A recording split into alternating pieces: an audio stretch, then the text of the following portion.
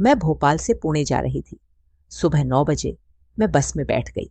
भोपाल से पुणे पहुंचने में लगभग 16 घंटे लगते हैं। मुझे ट्रेन से सफ़र करना बिल्कुल पसंद नहीं है, इसलिए मैं हमेशा बस से जाना करना ही तय देती हूँ। जब मैं भोपाल की बस स्टैंड से बस में बैठी तो वहाँ कोई ख़ास भीड़ नहीं थी। मुझे खिड़की के पास की सीट मिली और मैं आराम से बैठ गई। लेकिन मेरे मन में एक बड़ी चिंता थी। मेरे पति कुछ साल पहले भोपाल में ट्रांसफ़र होने के बाद अब रहने लगे थे।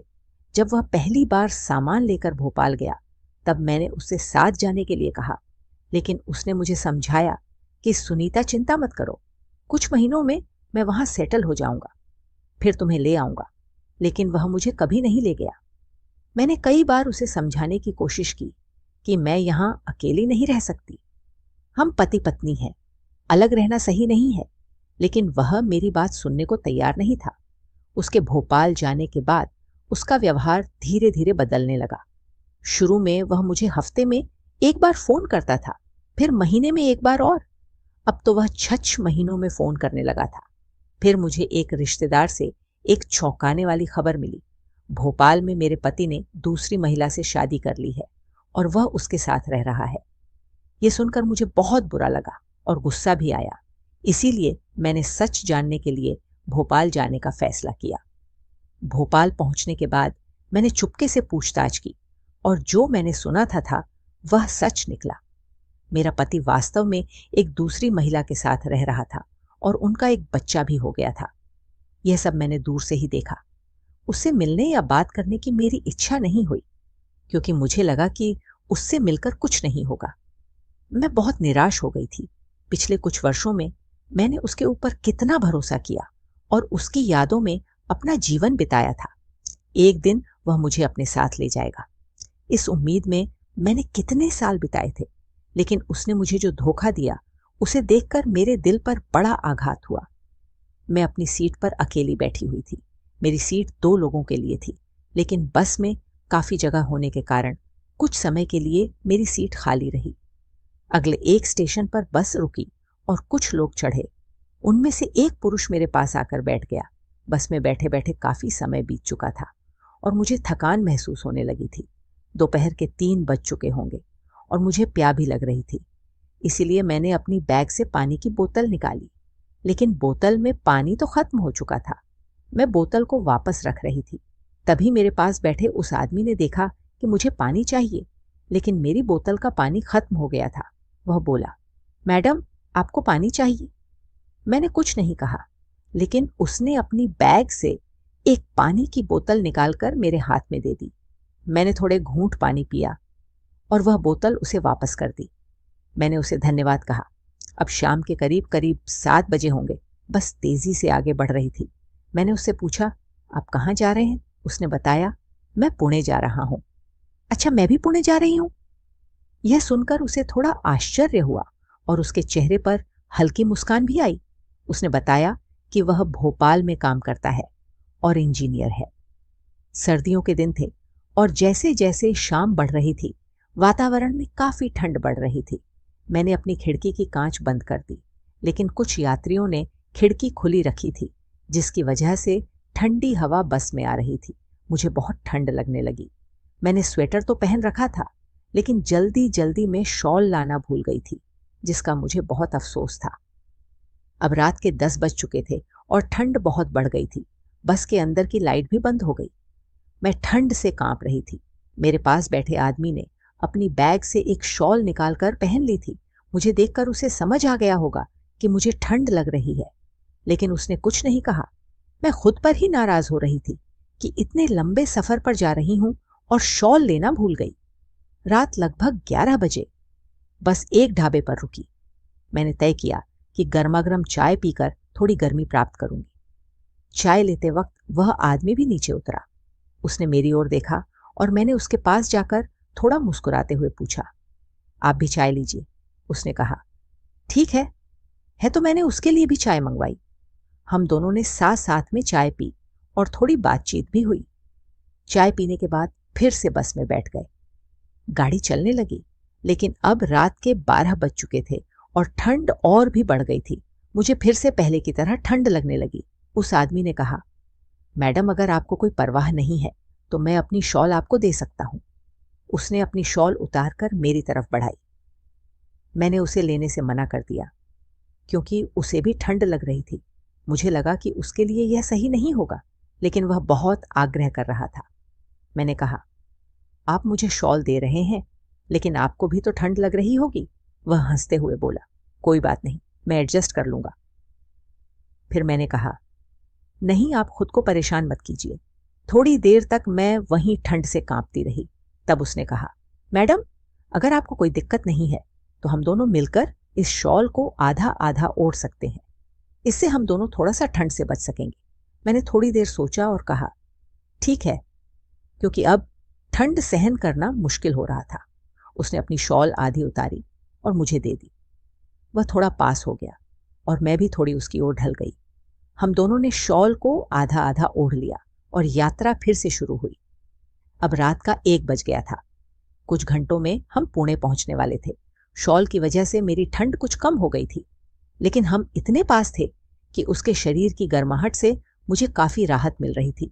थोड़ी देर बैठे रहने पर वह थोड़ा असहज हुआ और बोला, मैडम मेरा हाथ थोड़ा जाम हो गया है, क्या मैं आपके कंधे पर हाथ रख सकता हूं, अगर आपको कोई दिक्कत नहीं है।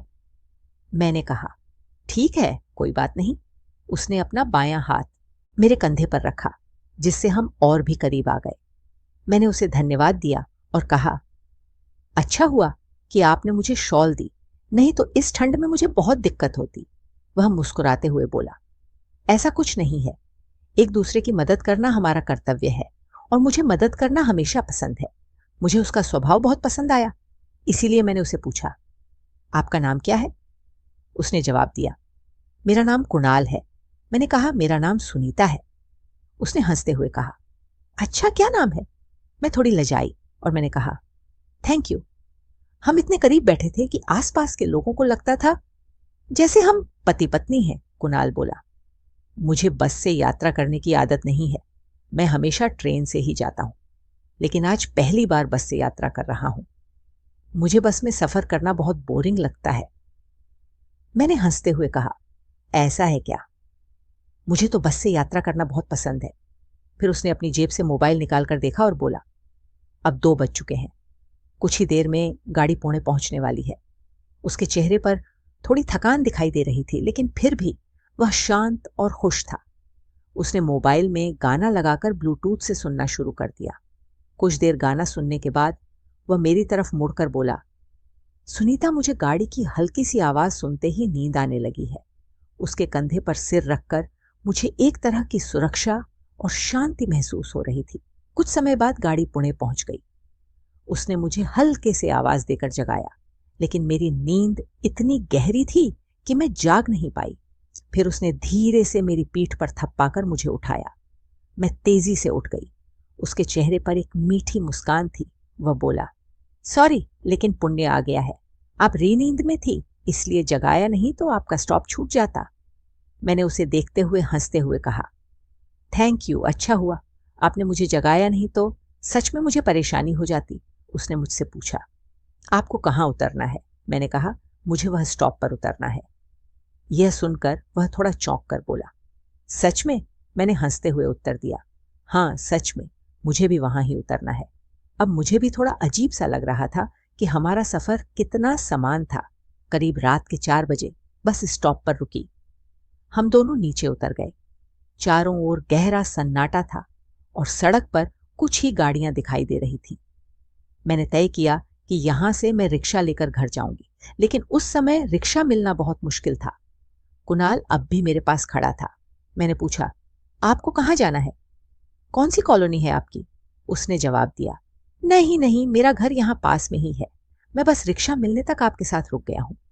उसकी इस बात ने मुझे उसका बहुत बहुत सम्मान बढ़ा दिया। मैंने उसे मुस्कुराते हुए कहा, थैंक यू।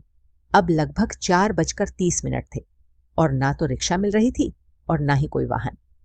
फिर उसने कहा, सुनीता, अगर आपको कोई परेशानी नहीं है तो क्या आप मेरे घर चलेंगी? मेरा घर यहाँ पास में है और बहुत रात हो चुकी है। यहाँ ज्यादा देर ठहरना मुझे सुरक्षित नहीं लग रहा। मैंने थोड़ी देर सोचा। वह सभ्य लग रहा था। और उसका व्यवहार भी बहुत अच्छा था। मैंने उस पर भरोसा करते हुए कहा, ठीक है, चलिए। हम दोनों अपनी अपनी बैग्स लेकर चलने लगे। रास्ते की खामोशी में हम दोनों ने ज्यादा बात नहीं की, लेकिन उसके साथ चलने में मुझे एक तरह का सुकून मिल रहा था। कुछ देर चलने के बाद हम एक सादे से घर के सामने पहुंचे। उसने अपनी जेब से चाबी निकालकर दरवाजा खोला। हम अंदर गए। उसका घर बड़ा नहीं था, लेकिन 2 कमरों का छोटा सा लेकिन साफ सुथरा घर था। उसने कहा, सुनीता जी, मेरे घर में आपका स्वागत है। मैंने थोड़ी शर्मीली आवाज में कहा। धन्यवाद, उसने बताया। मैं यहाँ बहुत कम समय रहता हूँ। मेरा काम भोपाल में ज्यादा होता है, इसलिए कुछ दिन भोपाल में और कुछ दिन यहाँ रहता हूँ। मैंने कहा, आपका घर बहुत अच्छा है कुणाल जी, उसने कहा। धन्यवाद सुनीता जी, आप बेड पर सो जाइए, मैं सोफे पर सोऊंगा। मैंने तुरंत कहा, नहीं नहीं, आप बेड पर सोए, मैं सोफे पर सो जाऊंगी। वह दृढ़ता से बोला, ऐसा नहीं होगा, आप मेरे घर की मेहमान हैं। मैंने हार मानकर कहा, अगर तुम्हें बेड पर सोने नहीं दूंगी तो मुझे अच्छा नहीं लगेगा। कुणाल ने मुझे अपनी बात मानने पर मजबूर कर दिया और हम दोनों अपनी अपनी जगह सो गए। सफर की थकान की वजह से मुझे जल्दी ही नींद आ गई। उस रात की बातें और उसके सभ्य स्वभाव ने मेरे मन पर एक अलग ही सकारात्मक असर डाला था। जब मेरी आंख खुली तो मैंने चारों ओर देखा। सामने दीवार पर एक घड़ी लटकी हुई थी और सुबह के 9 बज रहे थे। मैंने देखा कि कुणाल जी उठ चुके थे और घर में कुछ सफाई कर रहे थे। घर में थोड़ी बहुत गंदगी थी और वह उसे साफ कर रहे थे। उन्होंने मेरी ओर देखते हुए गुड मॉर्निंग कहा और बाथरूम की तरफ इशारा किया। मैं बाथरूम में गई। वहां कोलगर रखा था तो मैंने उसे लिया और ब्रश किया। जब मैं ताजा होकर बाहर आई तो मैंने अनजाने में कुणाल जी की तरफ देखा और कुछ क्षण के लिए उस नजारे में खो गई। उन्होंने शर्ट उतार रखी थी और वह सिर्फ बनियान में थे। उनका शरीर बहुत आकर्षक था, शायद वह जिम करते थे। मैं उनकी मोहक काया देखकर कुछ क्षण के लिए उनके लिए देखती रही। उन्होंने मेरी नजर पकड़ ली और मुस्कुराते हुए पूछा, सुनीता, तुम चाय पीगी या कॉफी? मैंने कहा, मैं चाय लूंगी। उन्होंने तुरंत एक मस्त चाय बनाई और सच में वह चाय बहुत अच्छी बनी थी। मैंने कहा, चाय बहुत अच्छी है। फिर मैंने कहा, अब मुझे जाना होगा। कल रात आप मुझे अपने घर रहने की जगह देने के लिए बहुत धन्यवाद। कुणाल जी हंसते हुए बोले, ऐसा कुछ नहीं है, मुझे खुशी हुई कि तुम यहां रुकी। मैंने उन्हें फिर से धन्यवाद दिया। जब मैं ना जाने की तैयारी कर रही थी तो मैंने कहा, अगर किस्मत में है तो हम फिर जरूर मिलेंगे। उन्होंने हंसकर कहा, हाँ बिल्कुल। मैं पूछने लगी, क्या मुझे आपका नंबर मिल सकता है? उन्होंने कहा, बिल्कुल लो। उन्होंने अपना नंबर दिया और मैंने तुरंत उनके फोन पर एक मिस कॉल छोड़ी। घर से बाहर निकलकर जब मैं अपने घर पहुंची तो मेरे मन में बार बार कुणाल की यादें आ रही थी। उनके व्यवहार में जो सम्मान था, उनकी साधारण बातचीत की आदत और जो मदद उन्होंने की, उसने मेरे मन पर गहरा प्रभाव डाला था। मैंने कभी अपने पति को छोड़कर किसी दूसरे पुरुष के लिए ऐसी भावनाएं अनुभव नहीं की थी, लेकिन कुणाल जी के स्वभाव में मुझे एक अलग ही आकर्षण महसूस हो रहा था। मैंने 2 दिन बाद कुणाल को फोन किया। उन्होंने कहा, कहाँ हो? मैं आज घर पर ही हूं, आराम कर रहा हूं। क्या हुआ? मैंने कहा, कुछ नहीं, आपकी याद आई तो फोन किया। उन्होंने हंसकर कहा, ठीक है, फिर मिलते हैं। कहीं मैंने उन्हें अपने घर के पास के गार्डन में मिलने का तय किया। मैं तय समय से थोड़ी पहले गार्डन पहुंच गई। थोड़ी देर बाद कुणाल जी आए। उन्हें देखकर मेरा दिल थोड़ा धड़कने लगा, क्योंकि उन्होंने जीन्स और टी शर्ट पहन रखी थी और वह बहुत हैंडसम लग रहे थे। उन्होंने मुस्कुराते हुए पूछा, कैसे हैं? ये एक नई स्टाइल है। मैंने हंसकर कहा, आप बहुत ही हैंडसम लग रहे हैं। फिर हम गार्डन में कुछ समय बातें करते रहे। उन्होंने पूछा, सुनीता जी, क्या आप अकेले ही रहती हैं? मैंने कहा, हाँ, मैं अकेली रहती हूँ। मेरे पति भोपाल में लेकिन उन्होंने मुझे बहुत धोखा दिया है। मैंने उन्हें अपने जीवन की सारी बातें बताई। उन्होंने मेरी कहानी को चुपचाप सुना और उनके चेहरे पर दुख और संवेदना साफ झलक रही थी। बात करते करते जब 3 बजे मैंने कुणाल जी से कहा, आज आप खाना कहाँ खाने वाले हैं? उन्होंने जवाब दिया, अरे मैंने अभी तक कुछ तय नहीं किया। मैंने कहा, तो आज मेरे घर चलिए। वह मुस्कुराते हुए बोले, ठीक है, शाम को आऊंगा। इस पर हमने एक दूसरे को अलविदा कहा। शाम को 6:30 पर मैंने उन्हें फोन किया। कुणाल जी, आप आ रहे हैं? उन्होंने कहा, हाँ मैं बेशक आ रहा हूं ठीक 6:30 पर। कुणाल जी मेरे घर आए। मैंने उनका स्वागत किया और बताया कि मैंने पहले से खाना बना लिया है। फिर हम दोनों एक साथ खाना खाने बैठे। उस दिन मैंने एक पिंक रंग की साड़ी पहनी थी जो थोड़ी पारदर्शी थी और उसके साथ स्लीव ब्लाउज पहना था। खाना खाने के बाद हम सोफे पर बैठकर बातें करने लगे। अचानक कुणाल जी बोले, आप इस साड़ी में बहुत सुंदर लग रही है। उनकी इस तारीफ पर मैं हंस पड़ी और बोली, अच्छा सच में? फिर बातचीत के दौरान मैंने अपना फोन निकाला और उनसे कहा, कुणाल जी मुझे मोबाइल के कुछ काम नहीं पता। मेरे फोन में एक ऐप आ गया है लेकिन वह डिलीट नहीं हो रहा। उन्होंने कहा, लाओ मुझे दो, मैं ठीक कर देता हूं। वह मेरे पास आकर बैठे और मेरे फोन को कुछ सेकंड में ठीक कर दिया। मैं इस पर बहुत हैरान थी। हम एक दूसरे के बहुत करीब बैठे थे। कुणाल जी ने कहा, सुनीता, उस दिन जब तुम मेरे साथ यात्रा कर रही थी मुझे बहुत अच्छा लगा। मैंने कहा, हाँ। वह रात मेरे लिए भी यादगार थी। हमारी नजरें मिली और उन्होंने धीरे से अपना हाथ मेरे हाथ पर रखा। वह मेरे आंखों में देखने लगे और मेरे चेहरे के बहुत करीब आ गए। कुणाल जी ने हल्के से अपना चेहरा आगे बढ़ाया। हम दोनों उस पल में खो गए थे। जितना मैं उन्हें जानती थी, उनके स्वभाव का गंभीरता और अपनापन मुझे भाने लगा था, इसलिए उनके इतनी करीब आने में मुझे कोई संकोच नहीं हुआ। थोड़ी देर बाद जब हम अलग हुए तो मैंने उनके आंखों में एक अजीब तरह की संकोच और चिंता देखी। उन्होंने कहा, माफ करना। सुनीता, मैं भावनाओं में बह गया था, इसीलिए ऐसा हुआ। उनके आवाज में सच्चाई थी और उनके चेहरे पर थोड़ी चिंता साफ झलक रही थी। मैंने हल्के से मुस्कुराते हुए कहा, कोई बात नहीं कुणाल जी। सच बताऊं, जो कुछ हुआ वह मुझे भी अच्छा लगा। उन्होंने कहा, सच में रात के लगभग 10 बज चुके थे और हम एक दूसरे के बहुत करीब हो गए थे। उस रात जैसे मेरे कमरे में एक बड़ा तूफान आ गया था और हम दोनों उस तूफान में बह गए। हम रात भर 400 बजे तक जागे रहे, लेकिन उसके बाद कब मुझे नींद आई पता नहीं चला।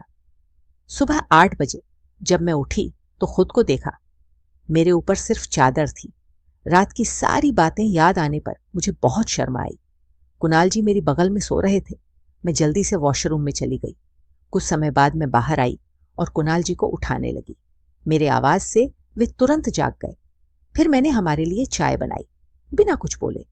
हम एक दूसरे को देखते हुए चाय पीने लगे। चाय पीते वक्त कुणाल जी ने हल्का मुस्कुराते हुए कहा, थैंक यू। मैं थोड़ी चौंकी कि किस बात के लिए। थैंक यू, उन्होंने मुस्कुराकर और कहा। रात के उस खूबसूरत पल के लिए उनके इस वाक्य पर मैं और भी ज्यादा शर्माई और मेरे हाथ में रखी कप थोड़ी झड़ने लगी। कुछ समय बाद कुणाल जी निकलने की तैयारी करने लगे। जाने से पहले उन्होंने मेरी ओर देखकर पूछा, तुम ठीक हो ना सुनीता? मैंने हाँ में सिर हिलाया। लेकिन जब वे चले गए तो मेरे मन में कई विचार आने लगे। मैंने तय किया कि मैंने अपने पति की धोखाधड़ी के कारण उनसे संबंध तोड़ने का निर्णय लिया था। कुणाल जी की व्यक्तित्व और प्रेम ने मेरे मन में उनके लिए एक खास जगह बना दी थी। मुझे यकीन था कि वह मुझे कभी धोखा नहीं देंगे। 2 दिन बाद कुणाल जी का फोन आया। उनके आवाज में खुशी थी।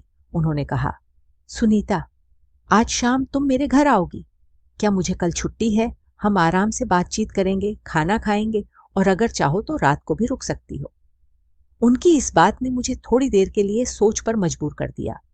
इस प्रस्ताव ने मेरे मन में हल्का सा गल्ला पैदा किया, लेकिन मैंने तय किया कि आज एक मौका है उस चीज को कहने का जो मेरे मन में है।